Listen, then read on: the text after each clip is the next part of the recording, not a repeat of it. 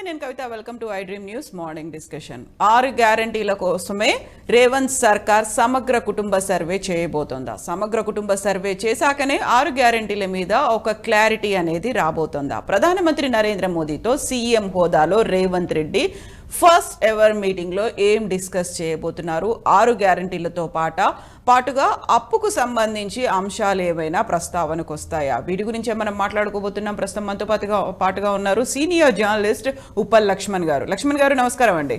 నమస్తే. So very first meeting జరగబోతోంది ప్రధానమంత్రి నరేంద్ర మోదీతో సీఎం రేవంత్ రెడ్డి భేటీ అనేది. ఏ అంశాలు ప్రస్తావనకు వస్తాయండి?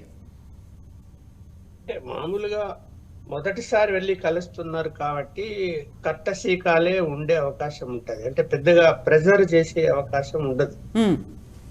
అందువల్ల కట్టసీకాలు వాళ్ళు ప్రధానమంత్రి కార్యాలయం కూడా అనుమతి ఇస్తుంది. ఎందుకంటే ముఖ్యమంత్రిగా ఎన్నికయ్యారు కాబట్టి, పార్టీలు ఏదైనా కావచ్చు, ముఖ్యమంత్రి కాబట్టి. అయితే ఏంటంటే సమయం ఎంత ఇచ్చారు, ఆ సమయంలో ఏం మాట్లాడగలుగుతారు, ఏం చెప్పగలుగుతారు? ఓన్లీ కట్టసీతోనే ముగుస్తుందా?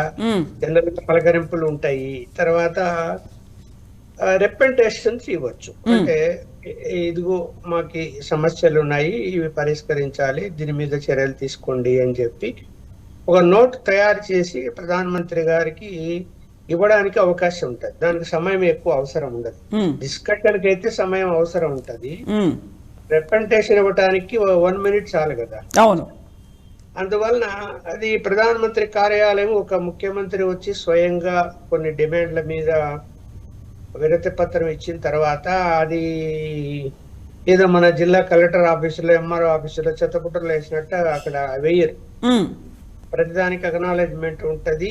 దాని మీద ఏ డిపార్ట్మెంట్లకు పంపించాలనో వాళ్ళు అక్కడి నుంచి ప్రధానమంత్రి కార్యాలయం నుంచి ఆ డిపార్ట్మెంట్లకు వెళ్తాయి. తర్వాత దానికి సంబంధించిన మంత్రులు అవసరమైతే ఆ మంత్రులను మళ్ళీ కలవాల్సి వస్తుంది. ఇప్పుడు ఈయన ఏమిస్తున్నాడు అనేది ఇంకా పత్రికల్లో గాని మీడియాలో గాని ఏమి రిప్రజెంటేషన్ ఇవ్వబోతున్నాడు రాలేదు. బహుశా అక్కడికి వెళ్లే లోపల ఆయన ఏదైనా వినతి పత్రం తయారు చేసి ఉంటే అది ఇవ్వక ముందు తెలియకపోయినా ఇచ్చిన తర్వాత అయినా కూడా దాన్ని ప్రజలకైతే తెలియజేస్తారు. ఎందుకంటే ఈయన విధానము ఏది ప్రతిదీ కూడా నేను ప్రజలకు చేస్తాను అని చెప్తున్నాడు కాబట్టి అదేం రహస్యంగా ఏం పెట్టాడు ఆయన. రాజకీయ అంశాలు ఏమైనా మాట్లాడుకుంటే అవి ఎవరు చెప్పారు అనుకోండి, అవి మనం ఏమీ అడిగేదానికి కూడా ఉండదు. ఏం మాట్లాడుతున్నారు, ఏం చేస్తున్నారు అని. ఇప్పుడు అక్కడేమో బీజేపీ, ఈయనేమో కాంగ్రెస్ కాబట్టి రాజకీయాలు మాట్లాడుకునే అవకాశం కూడా లేదు అక్కడ. కేవలం ముఖ్యమంత్రి హోదాలో, ఆయన ప్రధానమంత్రి హోదాలో అపాయింట్మెంట్ ఉంటుంది. ఈయన ఏం చెప్పాల్సి చెప్తాడు. ఇప్పుడు మనకి ఇక్కడ ఏంటంటే మీరు అన్నట్టు ఆర్థిక పరమైనటువంటి ఇబ్బందులు ఉన్నవి. ఇప్పుడు 6 గ్యారంటీలు గాని ఇంకా ఇతర హామీలు గాని అన్ని ఇంప్లిమెంట్ చెయ్యాలి అంటే సరే ఒక్కొక్కరు ఒక విధంగా 80 లక్షల కోట్లు కావచ్చు, 1,00,000 కోట్లు కావచ్చు అని చెప్తూ ఉన్నప్పుడు మరి అదనంగా దాన్ని ఇప్పుడు ఆల్రెడీ అప్పుల్లో ఉంది 6 లక్షల దాకా కోట్ల వరకు. మరి అప్పులు సరే, అప్పులంటే దానికి మళ్ళీ నెల అయితే వడ్డీలు కట్టుకుంటూ ఉండాలి. రెవెన్యూ ఎలా పెరుగుతుంది? సడన్ గా రెవెన్యూ పెరగదు కదా ఏ రాష్ట్రం. కొంచెం రెవెన్యూ పెరగడానికి ఏమైనా చర్యలు తీసుకోగలిగితే పెరిగే అవకాశం ఉంటుంది. అది సమయం పడుతుంది. కానీ ఈలోగా రాష్ట్రాన్ని ముందుకు తీసుకెళ్ళాలి అంటే డే టు డే డబ్బులు లేక ఎక్కడ అప్పులు తీసుకురావాలి, ఎక్కడ ఇతర కార్పొరేషన్లు ఉండే నిధులను ప్రభుత్వం డైవర్ట్ చేసుకొని వాటిని ఖర్చు పెట్టడము. ఆల్రెడీ అవి కూడా పెట్టి ఉంది గత ప్రభుత్వం. కార్పొరేషన్లో ఉన్న నిధులు కూడా డ్రా చేసేసుకొని వేరే అవసరాలకు వాడింది. సో ఇప్పుడు ఈ ఆర్థిక పరిస్థితి చిక్కు నుంచి కొంచెం బయటపడాలంటే కేంద్ర ప్రభుత్వము సహాయం తప్పకుండా అవసరమవుతుంది. ఇప్పుడు ఎఫ్ఆర్ఎంబి రిలాక్సేషన్ లో కొంత వెసులుబాటు వాళ్ళు కేంద్రము కొన్ని అంశాలు ఇప్పుడు గత ప్రభుత్వంలో ఏం చేశారంటే కొన్ని అంశాలు మేము అమలు చెయ్యము అని చెప్పి ఆయన మరి కేసీఆర్ గారు కేంద్ర ప్రభుత్వంతో ఢీ కొట్టి ఏం చేసిండు, నేను మీటర్లు పెట్టను అన్నాడు. మీటర్లు పెట్టకపోతే మేము ఎఫ్ఆర్ఎంబిలో మీకు ఇంత శాతం ఇవ్వము అన్నారు. అది పోయింది. ఇప్పుడు ఏమన్నా మరి వీళ్ళు పెట్టగలుగుతారా? పెడితే అది ఆ యొక్క నిధులు వస్తాయి, పెట్టకపోతే రావు. మరి ఏ నిర్ణయం తీసుకుంటారు? ఇప్పుడు ఉత్తమ్ కుమార్ రెడ్డి చాలా క్లియర్ గా, అయ్యా బాబు అది రైతులకు మీటర్లు పెట్టడం కాదు, అక్కడ ఉన్నటువంటి ట్రాన్స్ఫార్మర్లకు మీటర్లు పెడతారు, అకౌంటబిలిటీ కోసం ఎంత వినియోగిస్తున్నాము విద్యుత్తు అనే దాని మీద సబ్సిడీ ఇవ్వాలి కాబట్టి రైతులకు దానికి పెట్టమని కేంద్ర ప్రభుత్వం చెప్పింది. కానీ రైతుల మోటార్లకు మీటర్లు పెట్టి బిల్లులు వేస్తారు అన్నది అబద్ధము అని సాక్షాత్తు ఉత్తమ్ కుమార్ రెడ్డి ఆయన పార్లమెంటు మెంబర్ గా ఆ కమిటీలో ఉన్నాడు. అందువల్ల ఆయన క్లియర్ గా చెప్పాడు అది అబద్ధము అని. సో ఇప్పుడు దాన్ని ఏమన్నా ప్రభుత్వం దగ్గర ఆయన ఇప్పుడు ఇవాళ మేము పెడతాము అని చెప్పి లెటర్ ఇస్తాడేమో తెలియదు. పెడితే వెంటనే నిధులు రిలీజ్ అవుతాయి. అవును, ఇలా అలాగే ప్రాజెక్టులకు నిధులు కావాలి. ఇప్పుడు పాలమూరు రంగారెడ్డి ప్రాజెక్టు ఊరికే శంకుస్థాపన చేశారు, మమ అనిపించారు కానీ గత ప్రభుత్వము ఆ ప్రాజెక్టు నిర్మాణం అయితే పనులు సాగటం లేదు, దాని నిధులు లేవు. అందువలన అలాగే కృష్ణా వాటర్ డిస్ప్యూట్ కూడా ఉంది, అది కోర్టు వరకు వెళ్ళి ఉంది. అందువలన ఆ విషయంలో కూడా నిధులు అడగవచ్చు. ఇంకా అనేక అంశాల మీద నిధులు అడిగే అవకాశం ఉంటుంది. కానీ ఎంతవరకు సహకరిస్తుంది కేంద్రము? గత ప్రభుత్వము పూర్తిగా కేంద్రంతో విభేదించి సరైనటువంటి లెక్కలు చెప్పకుండా, మీరు చూసాం మనం ఆయుష్మాన్ భారత్ కూడా ఆరోగ్యానికి సంబంధించిన స్కీమ్ కూడా నేను ఇంప్లిమెంట్ చేయడానికి పక్కన పెట్టాడు. లాస్ట్ చివరికి అంగీకరించి అన్ని దేశంలో అన్ని రాష్ట్రాలు అమలు చేస్తున్నాయి అది అని చెప్తే అప్పుడు గత ఏడాది అంగీకరించారు. అందువలన ఆ ధోరణిలో ప్రస్తుత ముఖ్యమంత్రి ఒకవేళ పార్టీ పరంగా వ్యతిరేకత ఉన్నప్పటికీ కూడా ఈ ముఖ్యమంత్రి నాకు కేంద్ర ప్రభుత్వం సహకారం కావాల్సిందే అనేటువంటి ధోరణిలో పోతున్నట్టే మనకు కనిపిస్తుంది. ఆయన మాటల్లో కూడా అదే చెప్తూ ఉన్నాడు. అవును, ప్రతిపక్ష పార్టీని కూడా కలుపుకొని నేను వెళ్తాను, ఎవరిని ఏమి పక్కన పెట్టను అని చెప్పాడు, అసెంబ్లీలోనే చెప్పాడు ఆయన. అందువలన ఒక మంచి పరిణామం. ఎందుకంటే ప్రతిపక్షాలను కలుపుకొని ఉన్న అంశాలను జనం ముందు ప్రజల ముందు పెట్టి ఇదిగో మేము ఈ ప్రయత్నాలు చేస్తున్నాము, ఇంతవరకు చేయగలుగుతారు. హామీలు ఇస్తారు, ఎన్నికల ముందు చెప్తారు మేము 100 రోజుల్లో స్టార్ట్ చేస్తాము అని చెప్పి, కొన్ని సాధ్యం కావు, కరెంటు కొంత సమయం పడుతుంది, ప్రజలకు నచ్చ చెప్తారు, ఒప్పుకుంటారు ప్రజలు. ఏమని పెద్ద విషయమా? ఇక్కడ ప్రతిపక్షాలు ఓకే విమర్శలు చేయవచ్చు, నువ్వు 9వ తేదీ ప్రమాణ స్వీకారం చేసి ఆ రోజు నుంచి ఇంప్లిమెంట్ చేశాను అని చెప్పి నిలదీసి అడగచ్చేమో. అడగడంలో తప్పులేదు, అడగనివ్వండి, విమర్శలు చేస్తారు చేయనివ్వండి, ఎందుకంటే ప్రశ్నించే వాళ్ళు కూడా ఉండాలి, లేకపోతే పట్టించుకోరు వీళ్ళు. ఇప్పుడు ప్రధానమంత్రి దగ్గర ఖచ్చితంగా ఏదైనా ఎందుకు అంటే పార్లమెంట్ ఎన్నికలు రాబోతున్నాయి కాబట్టి అవును, బీజేపీ ఒక టార్గెట్ అనేది 100 రోజులు అనేది కాంగ్రెస్ ప్రభుత్వమే పెట్టుకుంది కాబట్టి కేంద్ర ప్రభుత్వం కూడా సానుకూలంగానే వ్యవహరిస్తుంది. ఇప్పుడు అసెంబ్లీ ఎన్నికలు అయిపోయాయి, దాంతో కేంద్ర బీజేపీకి ఇంకా అవసరం లేదు. పార్లమెంట్ ఎన్నికల్లో వాళ్ళకి కొంత పర్సెంటేజ్ ఓట్ల శాతం పెరిగింది, 8 నుంచి 16కు పెరిగింది, ఆల్రెడీ 4 మెంబర్స్ ఉన్నారు అనేటువంటి ఆలోచన ఉన్నప్పుడు ఇంకా 4 పెంచుకోవాలని అనుకుంటారు కదా. అనుకున్నప్పుడు రాష్ట్రానికి ఏమీ చేయలేదు అంటే ప్రజలు ఓటు ఎందుకేస్తారు? అందువలన ఖచ్చితంగా ఈయన కూడా పాజిటివ్ గానే ఉన్నాడు కాబట్టి ప్రభుత్వంతో, కేంద్ర ప్రభుత్వంతో. చూడు, మన రాష్ట్రపతి గారు వచ్చి రిసీవ్ చేసుకున్నారు, రేపు ప్రధానమంత్రి వచ్చినా రిసీవ్ చేసుకుంటాడు. గతంలో అలాంటివన్నీ లేవు కదా, ఎవరు మంత్రులు పంపించి ఇవన్నీ చేశారు, ఒక రిప్రజెంటేటివ్ మాత్రమే వెళ్ళేవాళ్ళు.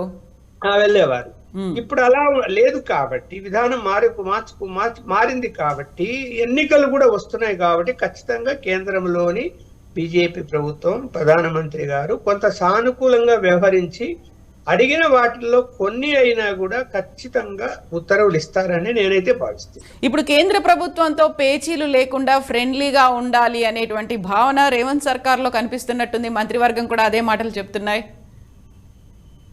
అది ఇప్పుడు విధి లేదమ్మా. ఇక్కడ పార్టీలు ఎన్నికల వరకు అయిపోయింది.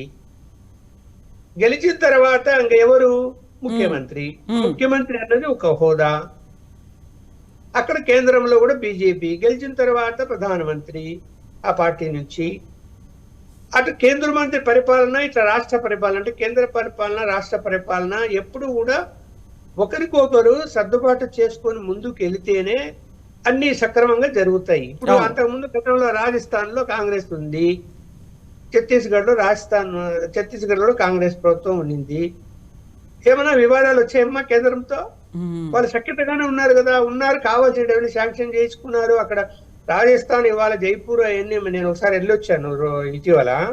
ఎంత అభివృద్ధి కాంగ్రెస్ ప్రభుత్వం అయినా ఎంత అభివృద్ధి చేసింది అక్కడ మన కంటికి కనిపిస్తుంది, తేడా కనిపిస్తుంది అక్కడ. అంటే కేంద్ర సహకారం లేనిది చేయలేరు కదా.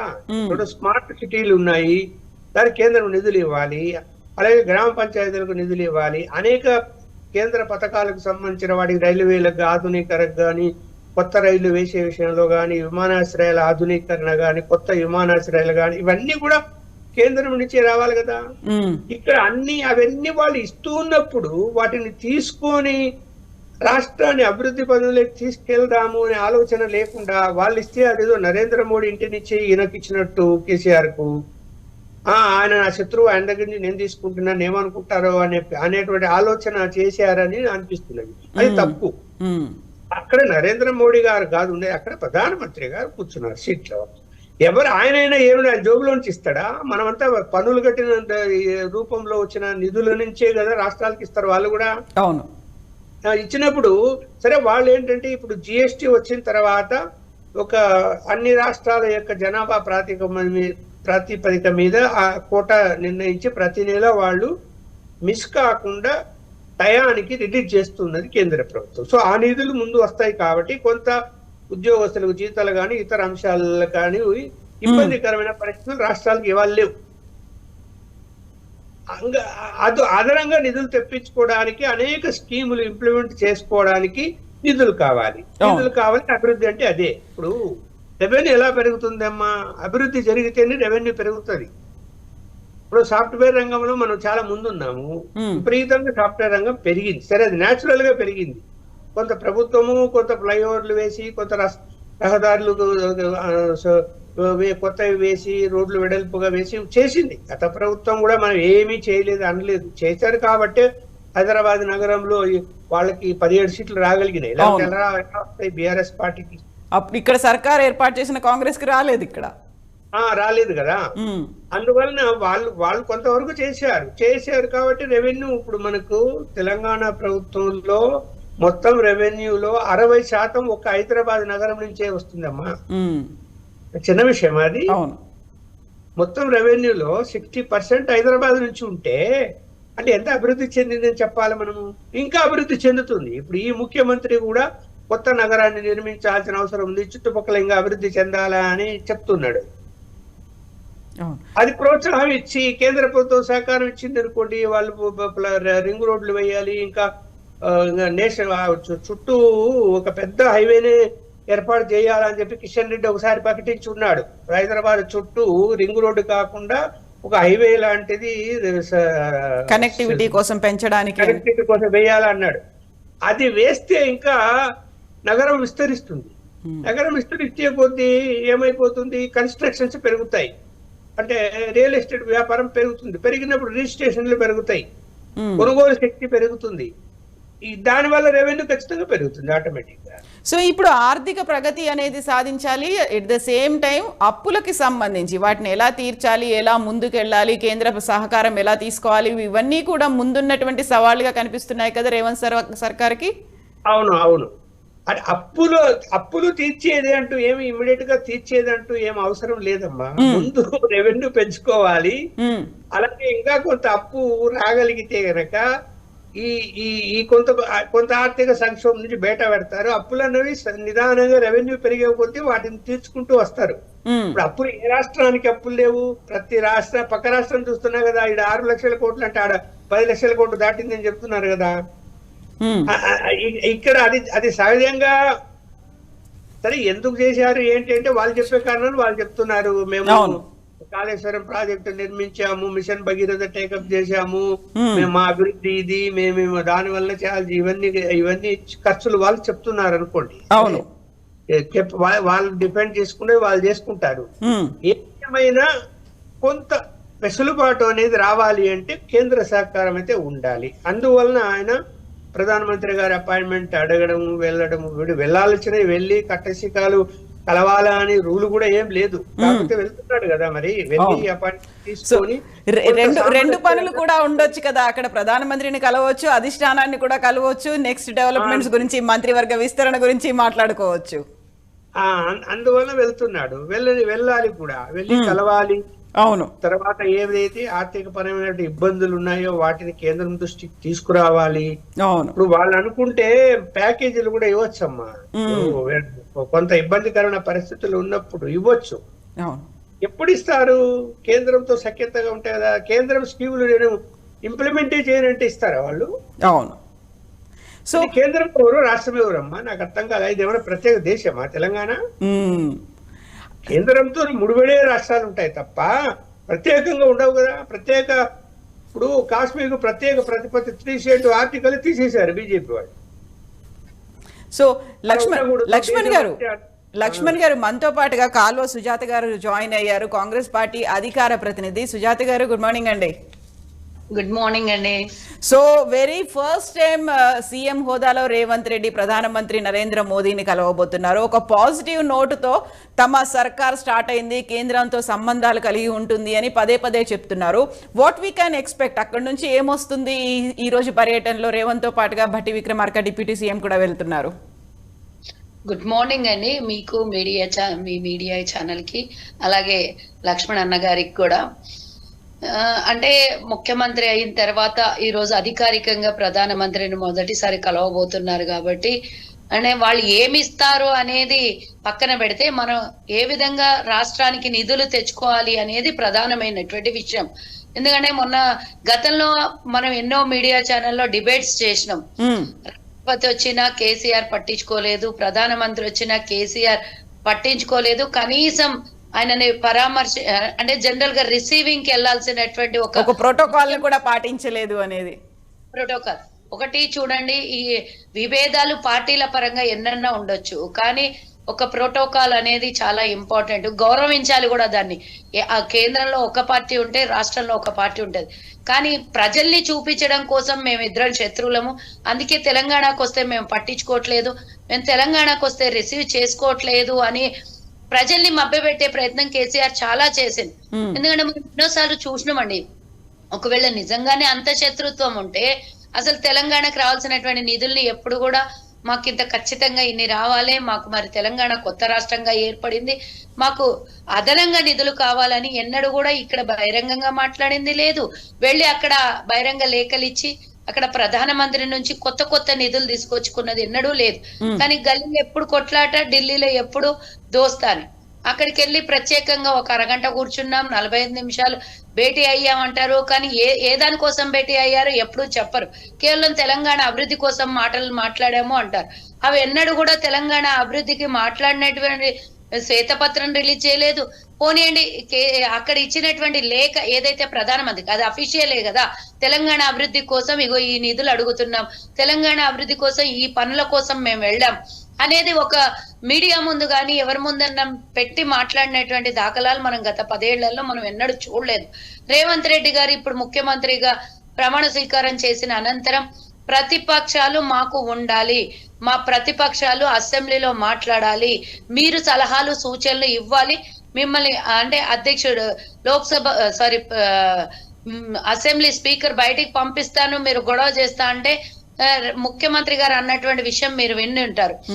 ఎట్టి పరిస్థితిలో వాళ్ళు బయటికి వెళ్ళడానికి వీల్లేదు, ఇక్కడే ఉండాలి, ఇక్కడే వినాలి, ఇక్కడే నేర్చుకోవాలి అని చెప్పినటువంటి సంస్కారం. అంటే ఒకవేళ ప్రతిపక్షంగా ప్రశ్నించాలి అనుకుంటే ప్రశ్నించవచ్చు, ప్రతిపక్షంగా సలహాలు సూచనలు అభివృద్ధి విషయంలో మాట్లాడాలంటే మాట్లాడవచ్చు.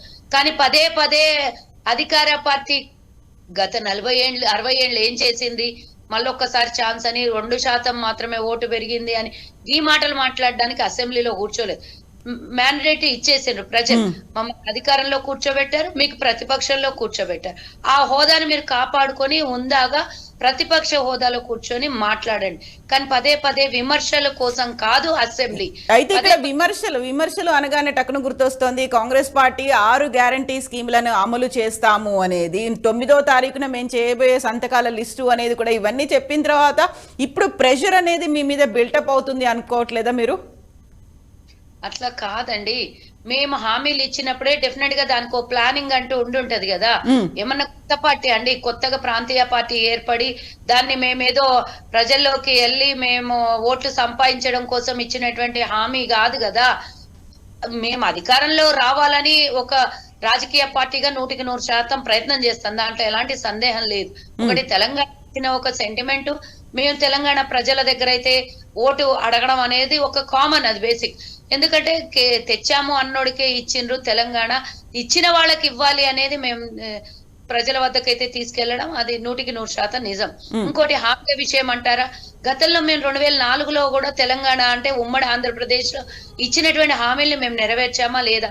అప్పుడు కూడా పెద్దగా బడ్జెట్ ఇంత ఇప్పుడు కేసీఆర్ చెప్పుకునేటంత 2,62,200,000 కోట్ల రూపాయల బడ్జెట్ లేకపోయినా ఆనాడు ఇచ్చినటువంటి హామీలు, మీరు 9 గంటల ఉచిత కరెంట్ ఇవ్వగలుగుతారా? అదే ఇదాని ప్రతిపక్షంలో ఆనాడు ఉన్నటువంటి టీడీపీ అధికారంలో ఉన్నప్పుడు మాట్లాడారు, ప్రతిపక్షంకి వెళ్ళాక కూడా మాట్లాడారు. కానీ మేము మొట్టమొదటి భారతదేశంలో మొట్టమొదటి రాష్ట్రంగా 9 గంటల ఉచిత కరెంట్ ఇచ్చి రికార్డ్ సృష్టించాము. అది కూడా పెటెంట్ రైట్ కాంగ్రెస్ కే ఉంది. కాబట్టి ఇచ్చిన హామీలు మేము నెరవేర్చాం. 1 2 అండి, కాంగ్రెస్ 2004 నుంచి 14 వరకు చెప్పినవి చేసింది, చెప్పకుండా కూడా ఎన్నో చేసింది. 108 నుంచి మొదలు పెడితే ఆరోగ్యశ్రీ, ఔటర్ రింగ్ రోడ్డు, అలాగే ఇంటర్నేషనల్ ఎయిర్పోర్ట్, ఇలా ఐటీ సంస్థల నిర్మాణము 1 కాదు 2 కాదు. అసలు భూమి ఉన్నంత వరకు 2004 నుంచి 14 వరకు రాజశేఖర్ రెడ్డి గారి హయాంలో జరిగినటువంటి అభివృద్ధి ఎవరు మర్చిపోరు. అలా కాంగ్రెస్ పార్టీ ఇచ్చిన హామీల్ని నిలబెట్టుకోవడం కోసం ఏదో ప్రజల మధ్యకి ఓటు కోసం వెళ్ళాము అనేది కాదు, దానికి ఒక ప్లానింగ్ తో వెళ్ళాము. ఆ ప్లానింగ్ మనకు అందరికి తెలుసు. తెలంగాణ అసలు మనం అధికారంలోకి రాకముందు అనుకున్నాం 3.5 లక్షల కోట్ల అప్పు తెలంగాణ రాష్ట్రం మీద అనుకున్నాం. కానీ ఈ రోజు తవ్వినా కొద్దీ అసలు పాముల పుట్టలో నుంచి పాములు బయటికి వెళ్ళినట్టు అసలు దోపిడీకి అంతు లేకుండా పోయింది. అప్పులకు అసలు చిక్కకుండా పోయినటువంటి ఈ సర్కారు ప్రతిపక్షాన్ని గళం ఇప్పనీయకుండా, మాట్లాడనీయకుండా, ప్రశ్నించనీయకుండా, అసలు అధికారులతో రివ్యూ మీటింగ్లు పెట్టకుండా అసలు లోపల కాలిపోతోంది. రాష్ట్రం అప్పుల కుప్పగా మారిపోయింది. అది ఇప్పుడు మన రేవంత్ రెడ్డి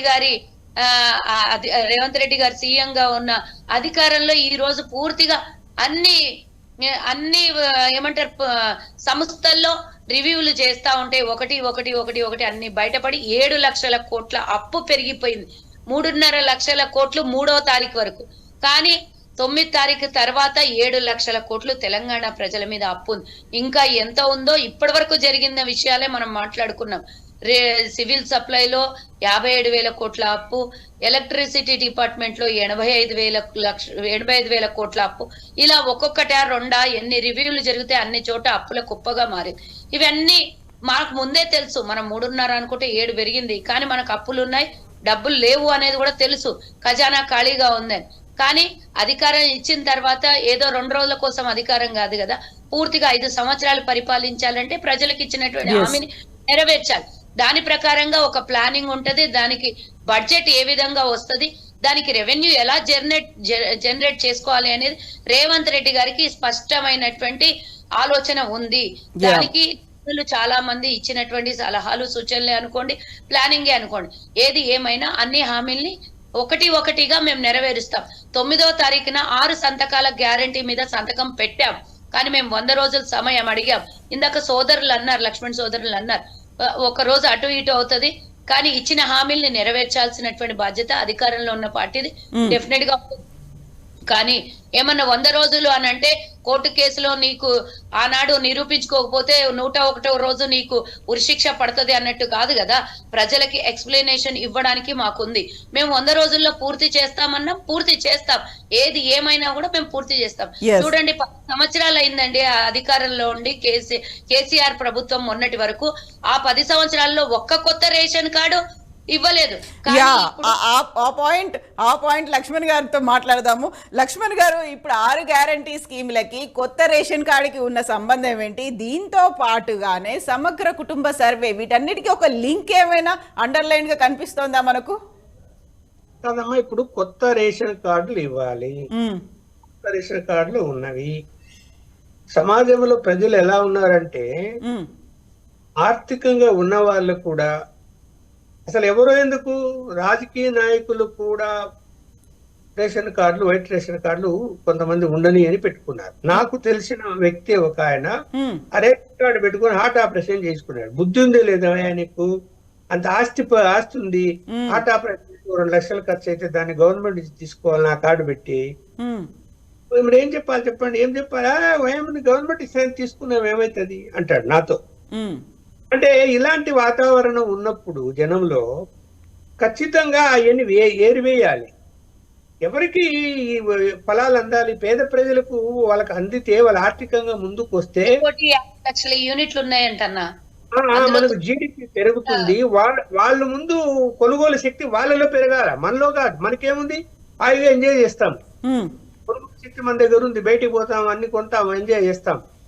బట్ వాళ్ళు ఎప్పుడు కొనాలి? వాళ్ళ శాతం కదా ఎక్కువ ఉంది. మనకంటే 80% మంది ప్రజలు ఇవాళ ఇంకా అట్లా మధ్యతరగతి పేదరిక వర్గాల్లో ఉన్నప్పుడు వాళ్ళ కొనుగోలు శక్తి పెరగాలన్నా మన కొనుగోలు శక్తి, మనకు ఆల్రెడీ పెరిగి ఉంది, ఫుల్ గా ఎంజాయ్ చేస్తున్నారు అందరూ. వీళ్ళ దగ్గర రేషన్ కార్డులు ఎందుకమ్మా? కొంతమంది ఎంప్లాయీ దగ్గర ఉన్నాయని. అందువల్ల వాటిని ఏరియాలి. కొత్తగా కూడా అప్లికేషన్ పెట్టుకునేది కూడా పరిశీలన చేయాలి. అంటే కొంత ఈ గణన జరగాలి. ఎవరు ఏంటి, నిజంగా పేదవాళ్ళు ఎవరు. ఇప్పుడు మనం చూస్తున్నాము రైతు బంధు. మరి రైతు బంధు శాసనసభ్యులు కూడా తీసుకున్నారు అనే ఆరోపణ వచ్చిందా లేదా? అవును. మరి కరెక్టా అది? ఎవరి కోసం రైతు బంధు? పేద రైతు. అప్పుడు వాళ్ళే చాలా క్లియర్ గా అనౌన్స్ చేసుకున్నారు కదా, నాకు ఇన్ని లక్షలు వచ్చాయి, నాకు ఇన్ని ఎకరాలు ఉన్నాయి, టెన్షన్ గా పడుతున్నాయి అనే మెసేజ్లు కూడా వచ్చాయి కదా. మరి తప్పు కదా అది? తప్ప కదా? ఇప్పుడు కౌలు రైతులు ఉన్నారు. కౌలు రైతుకు కొంత సహాయం ఇస్తే వాళ్ళు ఏదైనా ఆర్థికంగా ముందుకు వస్తారు. ఇవన్నీ ఆలోచన చేసి వీటిని ఏరేసి నేనైతే ఎట్టి పరిస్థితుల్లో ప్రస్తుత ముఖ్యమంత్రి రేవంత్ రెడ్డి కఠిన నిర్ణయాలు తీసుకుంటారు కానీ వెనకంజ వేరని భావిస్తూ ఉన్నా. ఎందుకంటే ఆయన జీవితంలో అన్ని చూశారు. ఖచ్చితంగా ఇట్లాంటి, ఇప్పుడు ఎందుకు ఆయన మత్తు పదార్థాల మీద ఉక్కు పాదం మోపుతున్నారు? ఇప్పుడు సక్సెస్ అవుతారా కారా తర్వాత సంగతి. ముందు కఠినంగా పరిపాలకులు ముందు కఠినంగా ఉంటే కదా తర్వాత కింద పోలీస్ వ్యవస్థ గాని ఎక్సైజ్ డిపార్ట్మెంట్ గాని వాళ్ళు కూడా కఠినంగా పనిచేస్తారు. చేయనివ్వండి, ఎంత చేసినా కొంత జరుగుతుంటాయి, అది వేరు. కానీ అసలు మీరు ఏమి పట్టించుకోకుండా ఫ్రీగా వదిలేసి మనం హైదరాబాద్ సిటీని ఎప్పుడు లేని విధంగా మత్తు పదార్థాల సిటీగా మారిపోయిందా లేదా? రోజు వారానికి 2 రోజులు ఎక్కడో చోట పట్టుబడుతున్నాయి లేదా మత్తు పదార్థాలు, గంజాయి ఎట్లా వస్తున్నాయి? ఏం చేస్తున్నట్టు? గత ప్రభుత్వం ఏం చేసినట్టు? ఏం చేయలేదని అర్థము. చూసిస్తున్నట్టున్నారు. ఎందుకు? వాళ్ళ లాభం వాళ్ళకుంది. ఇప్పుడు కొన్ని అంశాల మీద ఆర్థిక లాభం ఉండాలని కోరుకుంటే ప్రజలు తిరస్కరిస్తారమ్మా, అది గుర్తుపెట్టుకోవాలి.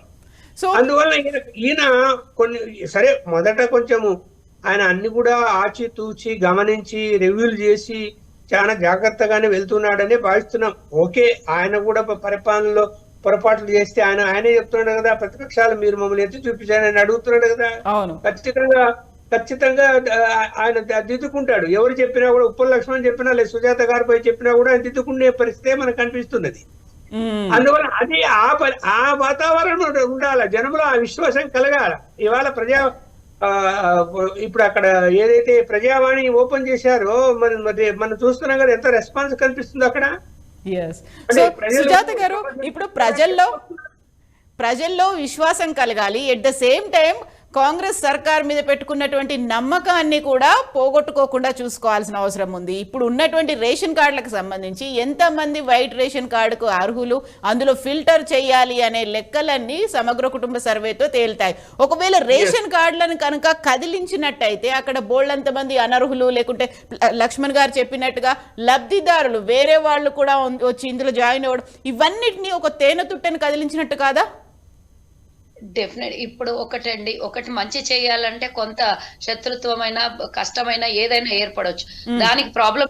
కానీ ఎవరైతే అర్హులు ఉన్నారో వాళ్ళకి చెందాల్సినటువంటి అర్హతని అవసరం లేని వాళ్ళు ఉపయోగించుకుంటే అసలు రాష్ట్రంలో గాని దేశంలో గాని అభివృద్ధి చేస్తామని గొప్పలు చెప్పుకొని నిజంగా పేదరికాన్ని ఇంకా పేదరికంలోకి మార్చడం.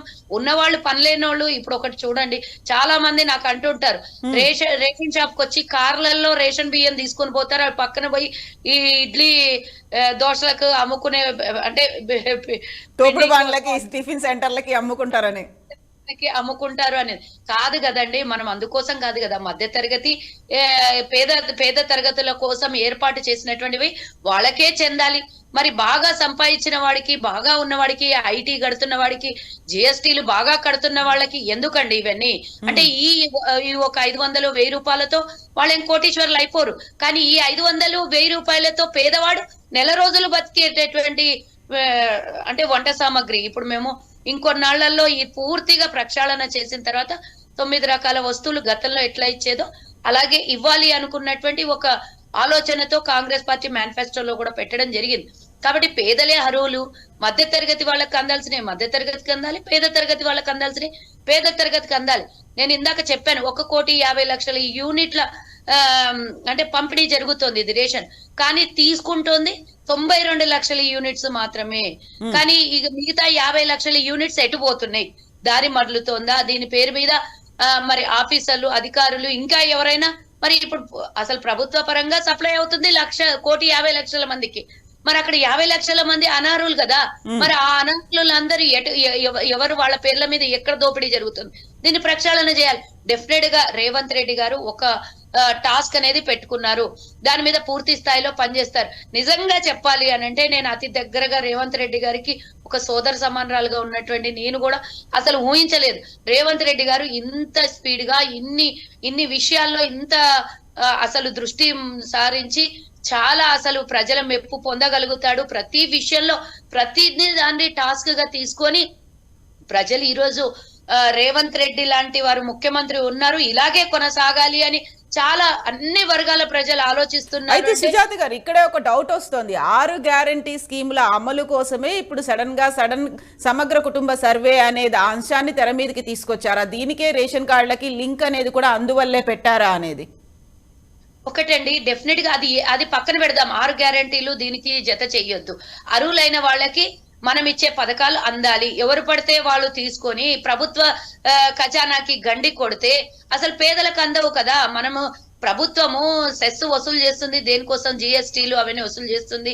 అసలు ప్రభుత్వం నడవాలి, ప్రభుత్వం ఇచ్చినటువంటి పథకాలు నడవడం కోసం ఇవన్నీ ప్రభుత్వము ఇంకా రెవెన్యూ అంటే డెవలప్మెంట్ చేసుకోవాలి అని అనుకుంటే జిఎస్టీల రూపంలో వచ్చిన డబ్బే కదా అసలు మనం ప్రజలకు అభివృద్ధి చేసేది. మరి అవన్నీ దుర్వినియోగం చెంది తప్పుదారిలో పోతుంటే మనం ఇచ్చినటువంటి హామీలు ఎవరికి అందుతున్నాయి? అసలు కాదు. ఈ 6 హామీలు వాటిలంతటా వాళ్ళు జరిగిపోతూనే ఉంటాయి. ఆ హామీలు ఇప్పుడు 28వ తారీఖు నుంచి రేషన్ కార్డుల అప్లికేషన్లు, మళ్ళీ అలాగే ఇందిరమ్మ ఇండ్లు, ఇలా 500 రూపాయలు బోనస్ గా రైతులకు ఇచ్చేది, 2 లక్షల రుణమాఫీ, దీని మీద ఇంకా 28వ తారీఖు నుంచి జరుగుతూనే ఉంటది. దేని పని దాందే. 6 గ్యారంటీల పని 6 గ్యారంటీలే. రాష్ట్ర అభివృద్ధిని దృష్టిలో పెట్టుకొని గతంలో జరిగినటువంటి నష్టాలు, దోపిడీని అరికట్టడం కోసం రేవంత్ రెడ్డి గారు పూర్తి స్థాయిలో అధికారులతో కూర్చొని రివ్యూలు జరపడము. ఇంకోటి మొన్న చూసిన ఉదయం నుంచి రాత్రి వరకు అసలు రేవంత్ అన్నకి అసలు ఆరోగ్యం అస్సలు బాగాలేదు. మొన్న అస్సలు నిన్న మధ్యాహ్నం వరకు రేవంత్ అన్న అసలుకే ఆరోగ్యం చాలా ఇబ్బందిగా ఉండింది. అంటే థ్రోట్ ఇన్ఫెక్షన్ వచ్చి చాలా ఇబ్బందిగా ఉన్నా కూడా మొన్న ఉదయం నుంచి సాయంత్రం వరకు కలెక్టర్లతో కానీ ఎస్పీలతో కానీ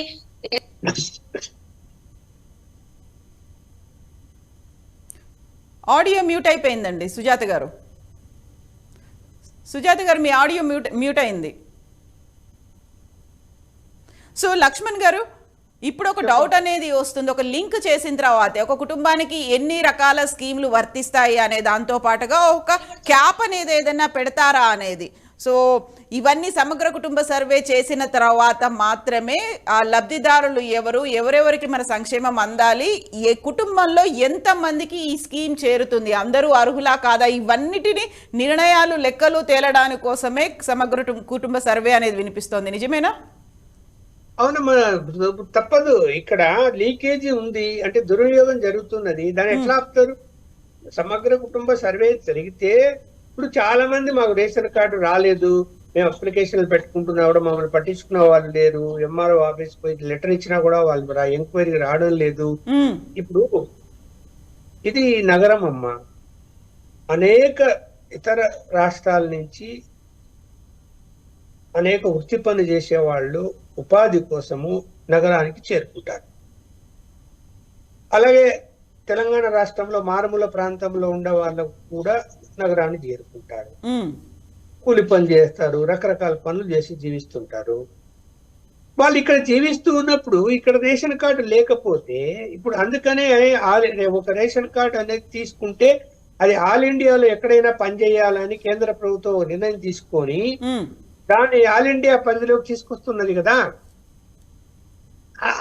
అక్కడ రేషన్ కార్డు ఇంట్లో మర్చిపోవడము, పోగొట్టుకోవడము జరిగి ఉంటది అనుకున్నాను. ఇక్కడ వచ్చి సంవత్సరమో 2 సంవత్సరాలు 3 సంవత్సరాలు అయినా కార్డు లేకపోతే బియ్యం ఎలా అందుతాయి వాళ్ళకు? కాబట్టి ఏం చేయాలి? అక్కడ ఎప్పటి నుంచి వచ్చారు, ఏ రాష్ట్రం నుంచి వచ్చారు, ఎన్ని సంవత్సరాల నుంచి ఉన్నారు, అక్కడ కార్డు ఉందా లేదా, అక్కడ కార్డు ఉంటే ఆ కార్డు రద్దు చేసుకొని ఇక్కడ తీసుకోవాలి. అది ఆ విధంగా అలా ఈ సర్వే చేయటం వల్ల ఏమైపోతుందంటే, ఎవరైతే ఇందాక నేను చెప్పినట్టు డబ్బున్న వాళ్ళు కూడా కార్డు తీసుకొని ఉన్నారో అవన్నీ తీసేయాల్సి వస్తుంది. సరే, దాని మీద కొంత ప్రతిపక్షాలు గందరగోళం చేస్తే చేయనివ్వండి.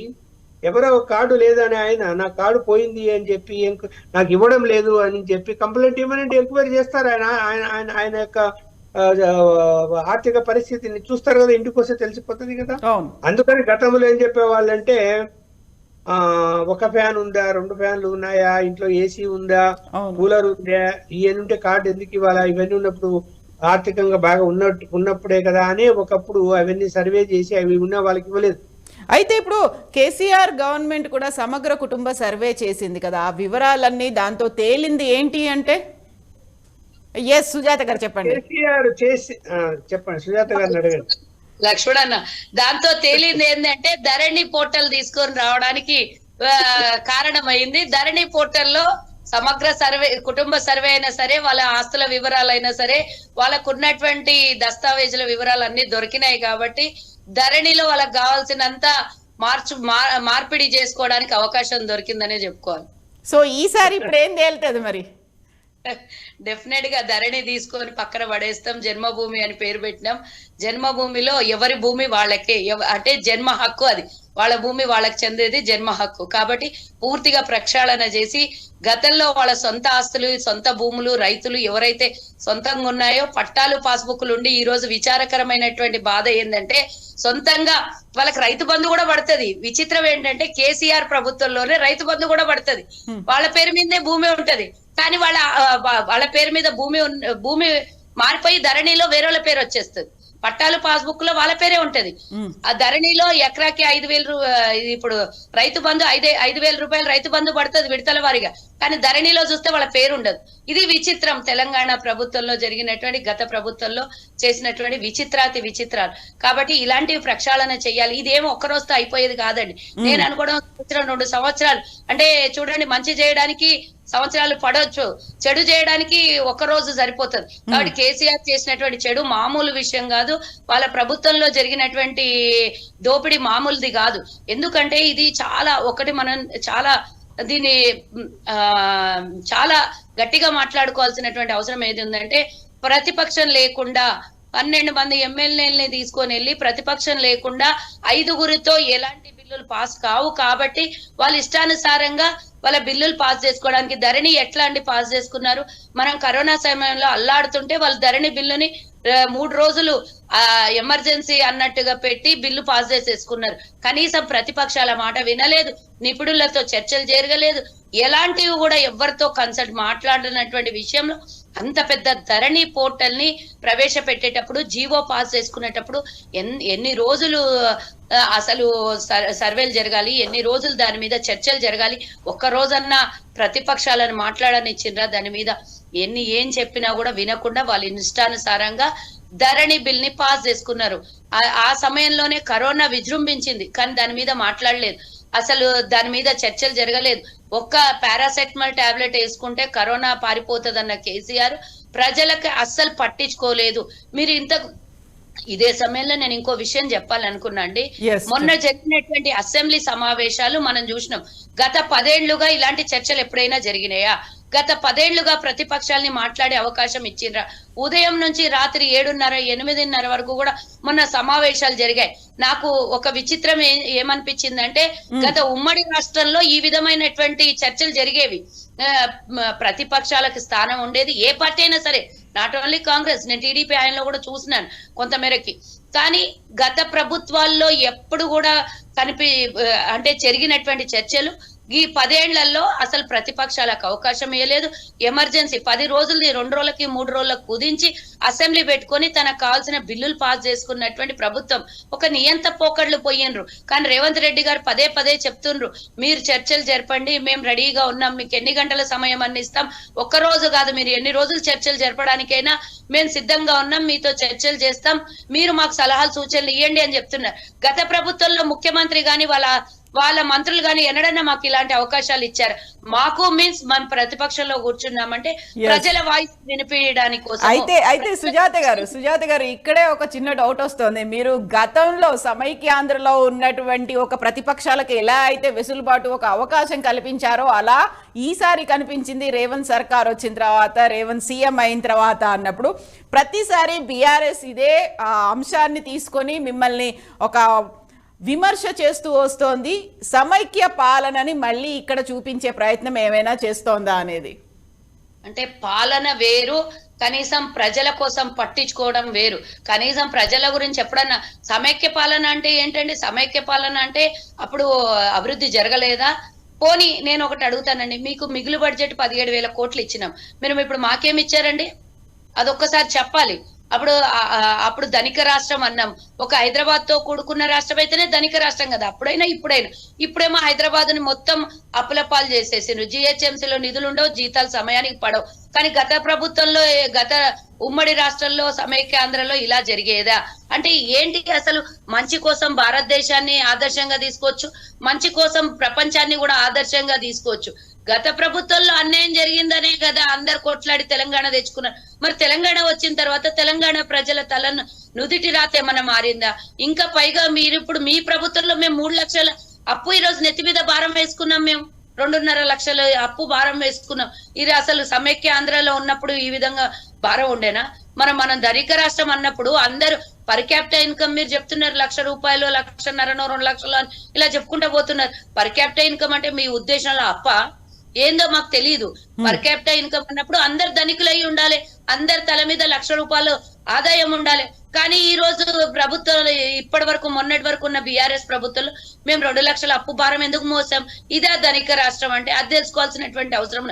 గత ప్రభుత్వం, గత పాలకులు, గత సమైక్యాంధ్ర అంటే ఆ సమైక్యాంధ్రలో కూడా అసలు ఏమీ జరగని అభివృద్ధి అని మనం కొట్లాడి తెచ్చుకుంటే, ఆ రోజు మిగులు బడ్జెట్ ఇచ్చినాము, ఆ రోజు ఉద్యోగాలు వచ్చినాయి. ఈ రోజు మీ ప్రభుత్వంలో ఒక్క ఉద్యోగం అని వేసిండ్రా? అంతెందుకు, ఒక్క కొత్త రేషన్ కార్డు. మేము అసలు ప్రజల మధ్యలోకి ఎన్నికల సమయంలో మేము ప్రతి పేదోడి దగ్గరికి వెళ్ళి మేము క్యాంపెయినింగ్ చేస్తుంటే, అమ్మా మాకు రేషన్ కార్డు లేదు, అమ్మా మాకు పెన్షన్ వస్తలేదు అని ఒక్కొక్కళ్ళ బాధ వెళ్ళబుచ్చుకుంటుంటే, అసలు నిజంగా కోరుకొని తెచ్చుకున్న తెలంగాణలో ఈ 9 సంవత్సరాలు అసలు కొత్తగా జరిగినటువంటి అభివృద్ధి ఏంది? ఒక్కొక్కళ్ళకి జరగాల్సినటువంటి అభివృద్ధి కదా. ఇంటికో ఉద్యోగం అంటివి, ఇంటికో ఉద్యోగం విడిచిపెట్టి ఊరికో ఉద్యోగం ఇవ్వకపోతే జిల్లా, ఇప్పుడు మొన్న జీవో 46 లో మీరు చూసుంటారు, డిఎస్సిలో మీరు చూసుంటారు, జిల్లాకు ఒక ఉద్యోగం కూడా రాలేదండి.